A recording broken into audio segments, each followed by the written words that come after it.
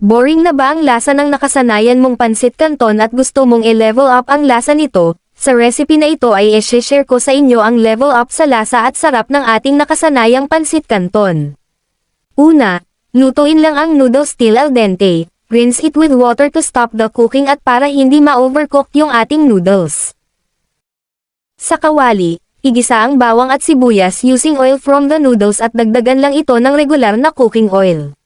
You can use any flavor ng pansit canton. I used 2 packs of extra hot flavor. Once translucent na ay kasunod naman ilagay ang isang lata ng luncheon meat. Kung maraming budget pwede nyo pa ito dagdagan ng sahog, like pork, bacon or tuna.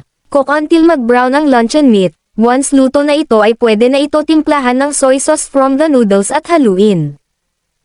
Kasunod naman ilagay ang 1/2 cup na evaporated milk and bring it to boil.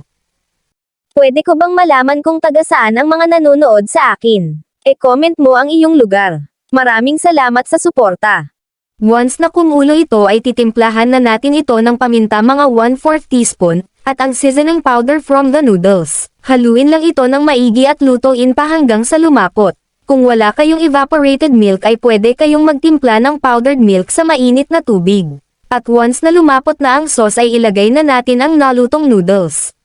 Ilipat ang apoy sa pinakamahina lang, then toss everything hanggang sa makoat nito lahat ng sauce. Kung gusto mo pang sumarap ito ay pwede mo ito lagyan ng all-purpose cream mga 1/3 cup nito, pero kung wala okay lang, masarap rin naman ito kahit walang cream na ilagay. Ready to serve na ang ating pina-level up na pansit canton, pwede ka nang makipagsabayan sa mga paborito mong mukbangers. At para mas sumarap pa ito lalo ay pwede nyo pa ito lagyan ng toppings like sausage, hotdog, boiled eggs or sunny side up, siomai and kimchi.